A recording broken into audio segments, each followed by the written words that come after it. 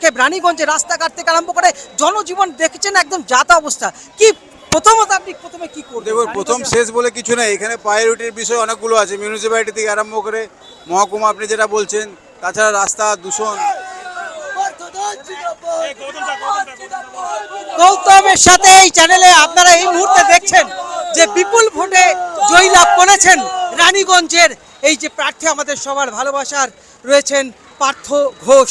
এই মুহূর্তে পার্থরা যে এত এত মানুষের সমর্থন এবং রানীগঞ্জে আপনি জয়ী, কি বলবেন রানীগঞ্জবাসী? দেখুন, এটা আজকের তো খুবই একটা আবেগের বিষয়।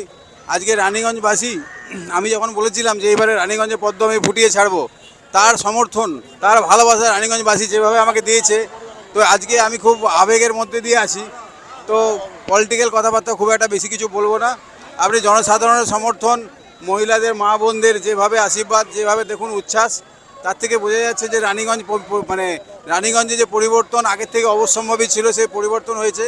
এবং রানীগঞ্জে যে তৃণমূলের যে কুকর্ম একদিন করে গেল, তারও পরিবর্তন আমি করব। এবং তার জন্যে, এই পরিবর্তন করার জন্যে প্রভু রামচন্দ্র এবার রাম রাজত্ব এখানে চলে এসছে গোটা পশ্চিমবঙ্গে। এবারে প্রভু রামের আশীর্বাদ নিয়ে এখানে যা ভালো কাজ করা যায়, যতটা সম্ভব হয় সব কিছু আমি করবো। দেখুন, আমি আমার শেষ প্রশ্ন করছি, যেহেতু গৌতমের সাথে চ্যানেলে রানীগঞ্জকে আমি বরাবর দেখিয়ে এসেছি, রানীগঞ্জের যে একসময় মহকুমা শহর ছিল, আজকে কিন্তু রানীগঞ্জ রীতিমতো শ্মশানে পরিণত হয়ে যাচ্ছে। এই ব্যাপারে আপনি প্রথম পদক্ষেপ রানীগঞ্জে রাস্তাঘাট থেকে আরম্ভ করে জনজীবন দেখছেন একদম যাতা অবস্থা, কি প্রথমত আপনি প্রথমে কি করবেন? দেখুন, প্রথম শেষ বলে কিছু নেই, এখানে প্রায়োরিটির বিষয় অনেকগুলো আছে। মিউনিসিপ্যালিটি থেকে আরম্ভ করে মহকুমা আপনি যেটা বলছেন, তাছাড়া রাস্তা দূষণ, এডুকেশন ব্যবস্থা, তার সাথে হচ্ছে হেলথের অবস্থা, তো সবগুলোকে নিয়ে আস্তে আস্তে আমি সামগ্রিকভাবে, আমাদের এখনও তো শপথ হয়নি, 9 তারিখে শপথ হবে। শপথের পরেই আমরা এটাকে আস্তে আস্তে গভর্নমেন্ট আমাদের ফরমেশন হওয়ার পরে যা আমি কমিটমেন্ট করেছি রানীগঞ্জবাসীর কাছে, সেগুলো সব কমিটমেন্ট আমি ফুলফিল করব। রানীগঞ্জের যে সুনাম, রীতিমতো সেই তকমাকে আমরা ফিরে পাবো রানীগঞ্জের? দেখুন, রানীগঞ্জের সুনাম আগেও ছিল, আজও আছে, আগামীকালও থাকবে।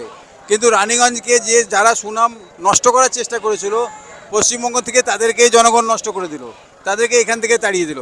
কাছাকাছি রানীগঞ্জে যে সুনাম ছিল, আছে এবং থাকবে। রানীগঞ্জে যেসব সমস্যা আছে, সেই সমস্যাগুলো আমি সমাধান করব। অসংখ্য ধন্যবাদ। এখন শুধু সময়ের অপেক্ষা।